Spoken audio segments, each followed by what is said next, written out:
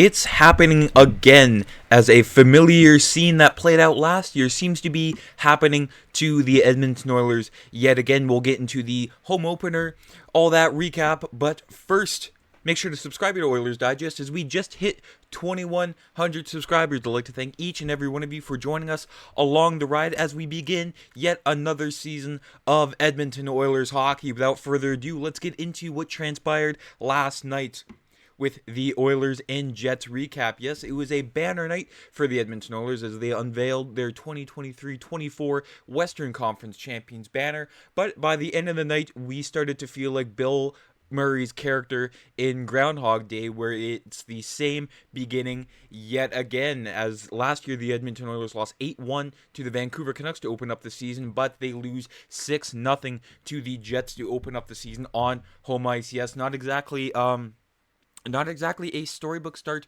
to the year. Before the season, everyone was, predicting the Oilers to win the Stanley Cup, to even win the President's Trophy, even on their way. Multiple ESPN experts, multiple Sportsnet experts, multiple athletic experts, all the experts, you name it, they were predicting the Oilers to win the Stanley Cup. So to lose 6-0 on home ice, can't exactly say I'm surprised. I mean, the Oilers notoriously slow starters, but to have it be this bad, didn't expect that at all.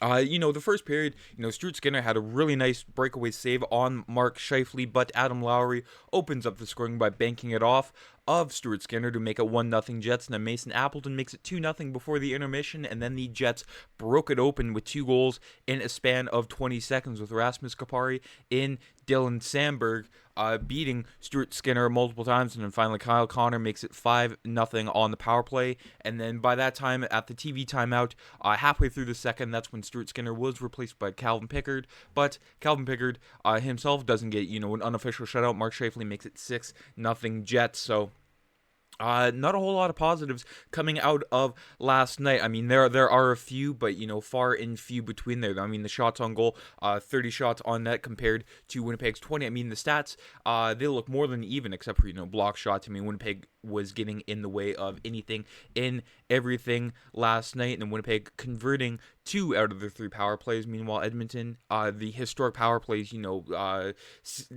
past couple seasons been historic, but last night not off to a good start at all. And even when it comes to the hockey stat card here, the bottom 6, with guys like Connor Brown, Matisse Janmark, Adam Henrique, that third line was the best line for the Oilers last night, and then more of the star power for the Oilers you can see towards the bottom of the list. Guys like Draisaitl, McDavid, Nugent-Hopkins, Zach Hyman, and then Darnell Nurse and Ty Emberson, the Oilers' projected second pairing.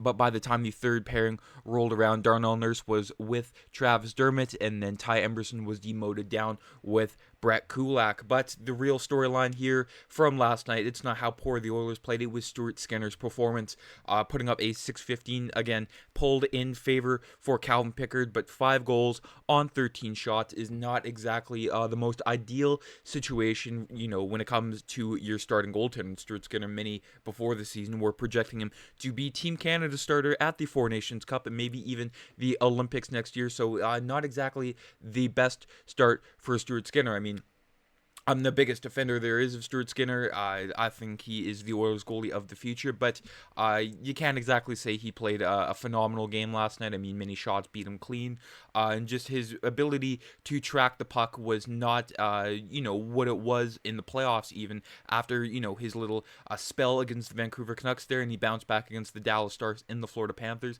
He just wasn't the same Stuart Skinner that we saw last spring, and it was kind of shocking to see. I mean, when the other goalie at the end of the ice is a top 3 in Connor Hellebuck, you sort of need to be on your game, and that's what Stuart Skinner wasn't. If you want to dive into more of the analytics, there's Stuart Skinner with a minus 3.52 goals saved above expected, so he let in almost 3.5 goals more than he was projected to let in. And even, again, like I said, many of the shots beat Stuart Skinner clean. The first, Adam Lowry banked it in off Stuart Skinner, so his ability to, again, track the puck was not all there. But it's only the first game of the season, folks.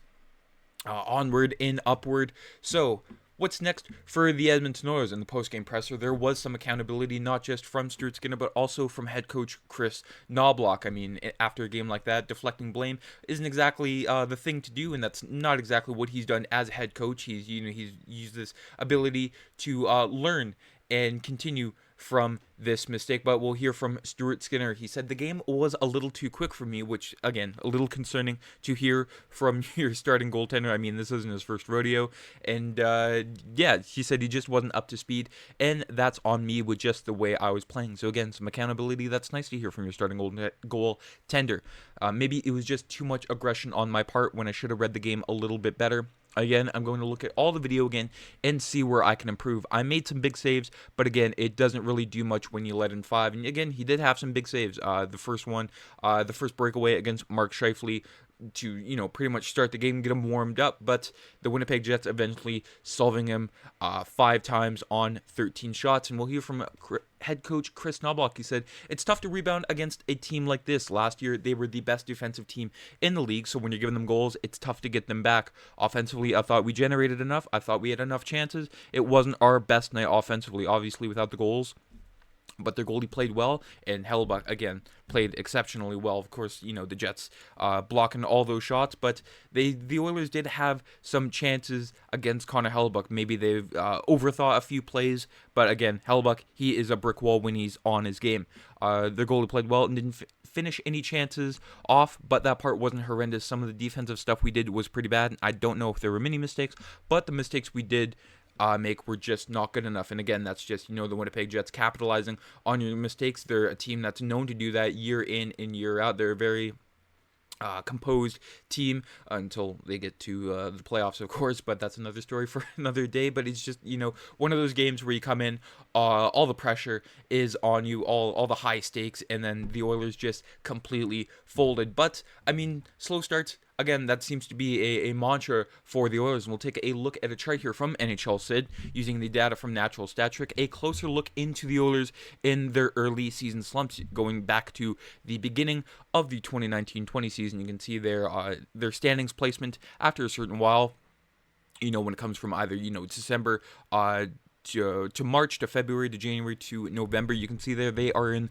the bottom half of the NHL standings, and then they just seem to kick in the gear that, hey, we're the Oilers. And then you can see there on the right side of the screen the bounce back in the rest of the season, where their worst place finish was 6th before the whole shutdown of the league happened. But they seem to be a second half team, the Oilers are. But once in a while it's nice to see them start the season as a huge powerhouse and just bowl their way through the league. But it's the Oilers, and sometimes that seems to be rather difficult. But what's next for the Oilers? A date against the Chicago Blackhawks and Connor McDavid on the late game of Hockey Night in Canada, and we'll have coverage for you for that game against the Blackhawks. And there's also a game against the Calgary Flames on that Sunday. But before they, look ahead to the Flames, they have to deal with the Chicago Blackhawks. Let me know down in the comments what you thought about last night's game. Are you worried?